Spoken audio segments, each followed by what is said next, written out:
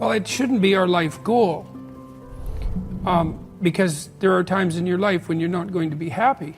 And then what are you going to do? Your goal is demolished. And there are going to be plenty of times in your life when you're not happy. There might be years. And so it's a shallow boat in a very rough ocean. And it's based upon a misconceptualization. Happiness is something that descends upon you. Everyone knows that. You know, it comes upon you suddenly. And then you should be grateful for it, because there's plenty of suffering. And if you happen to be happy, well, wonderful. Enjoy it. Be grateful for it. And maybe try to meditate on the reasons that it manifested itself, right? Because it can come as a mystery, you know. You don't necessarily know when you're going to be happy. Something surprising happens and delights you. And you can analyze that. You can think, well, I'm doing something right. I'm in the right place right now. I've done something right. Maybe I can hang on to that. Maybe I can learn from that. What you should be pursuing instead is, well, there's two things. You should be pursuing who you could be. That'd be the first thing. It's like, because you're not who you could be, and you know it. You have guilt and shame and regret, and you berate yourself for your lack of discipline and your procrastination and all your bad habits. You know perfectly well that you're not who you could be. And God only knows who you could be. And so that's how you should be that's what you should be striving for. And associated with that, you should be attempting to formulate some conception of the highest good that you can conceive of, that you can articulate. Because why not aim for that? It's like your life is short and it's troublesome. And perhaps you need to do something worthwhile with it. And if so, then you should do the most worthwhile thing. And you should figure out what that is for you. And part of that's definitely going to be to develop your character as much as possible, to dispense with those parts of you that are unworthy. And then maybe, if you're fortunate, and you do that carefully, then happiness will descend upon you from time to time. And that's the best you've got. And then also perhaps during sorrowful times, or worse, evil times, the fact that you've strengthened your character and that you're aiming at the highest that you can conceptualize, that'll give you the moral fortitude to endure without becoming corrupted during those times, and to be someone who can be relied upon in a crisis. There's an aim. Well, the mission is the improvement of your character, the constant improvement of your character. And I think a lot of that's done in dialogue with your conscience. It's like your conscience is always telling you, Socrates said this thousands of years ago, your conscience is always telling you what you shouldn't be doing. And one of the things Socrates said was what discriminated him from the run-of-the-mill person, and why perhaps we still know of him so many thousands of years later, was that when his conscience told him not to do something, he didn't do it. He stopped saying the things that he shouldn't have been saying, and he stopped doing the things he shouldn't have been doing. And that's a start, you know. That's a discipline, I would say. That's the ability to follow a certain kind of intrinsic discipline. And maybe that's merely the cessation of evil.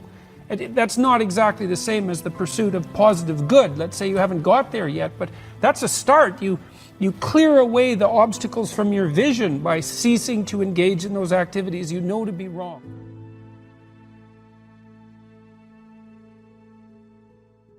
Are your personal goals always going to be aligned with the needs of society, with the needs of humanity? Well, that's a trick.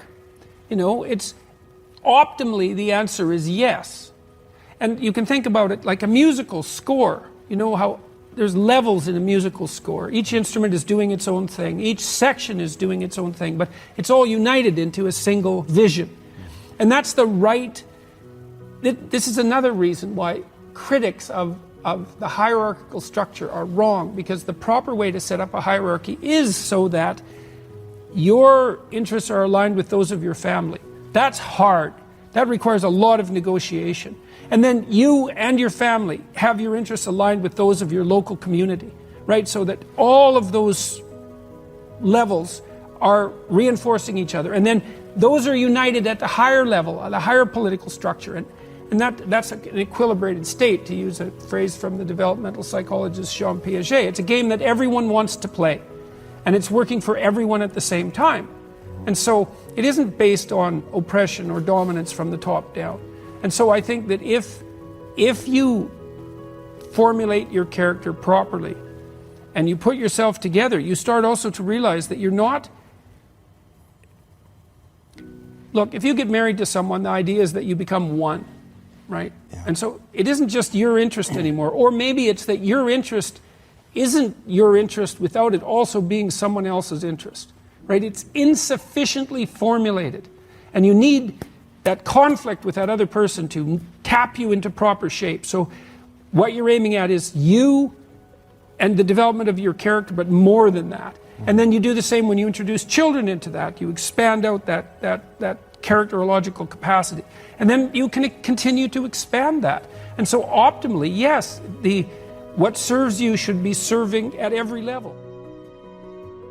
People often have accused me of an individualistic bias in my moral reasoning, that, well, you should get yourself together. It's like Ayn Rand. It's like, no, it's not it. You get yourself together so that you can get your family together, so you can get your community together, so that you can get the world together. All of that at the same time. There's nothing selfish about that, except the responsibility, which is on you to start that, and to bear that, and to lift that, and to act it out. So it has nothing to do with chasing your short-term, impulsive, pleasure-seeking goals.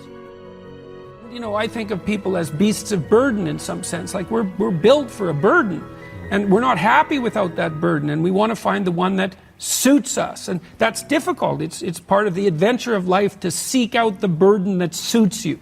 But when you have that, then yes, then hopefully you're operating in harmony with the requirements of those around you. And the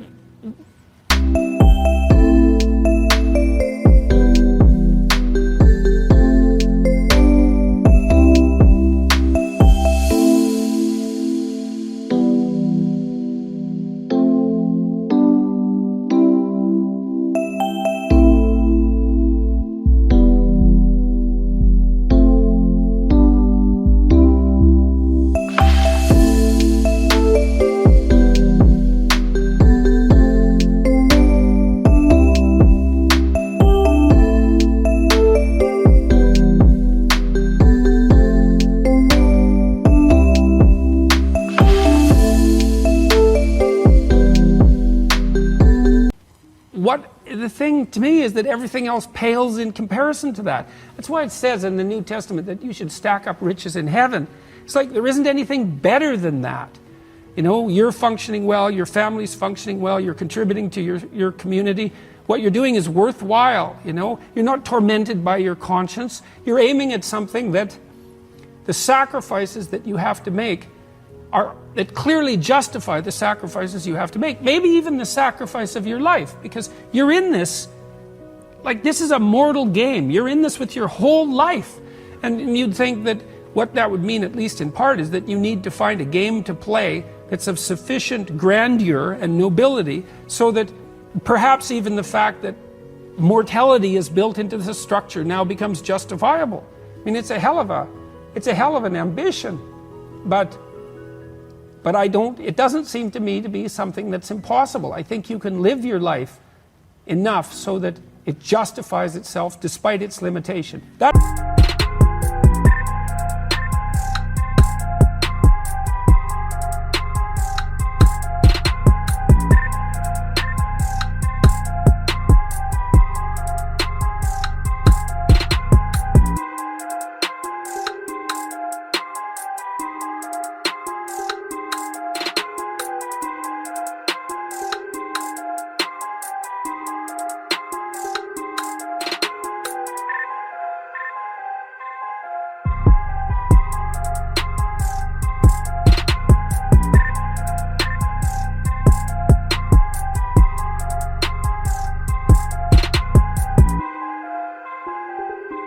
the real question. Can you do that?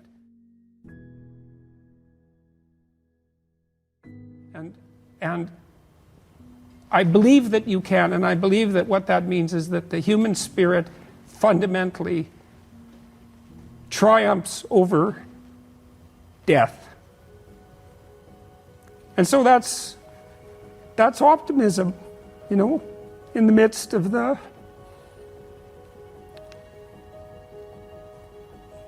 sorrow and the malevolence. We have the capacity, sorry. Don't be sorry. We have the capacity to transcend that. And there isn't anything more optimistic than that. And there's nothing in it that isn't good. Right? It's good for you. It's good for the people you love. It's good for the bro.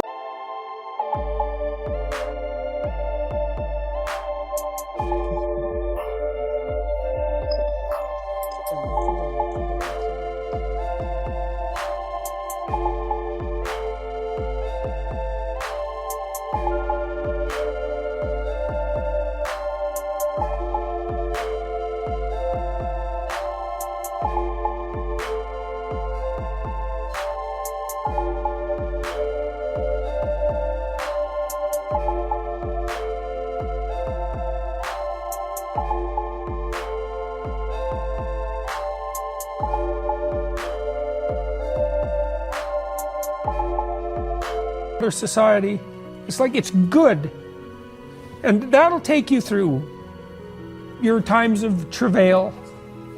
There isn't anything else that will. And then maybe on your deathbed you can think, I justified the privilege, the terrible privilege of my existence, and maybe that's good enough. It's possible that that's good enough.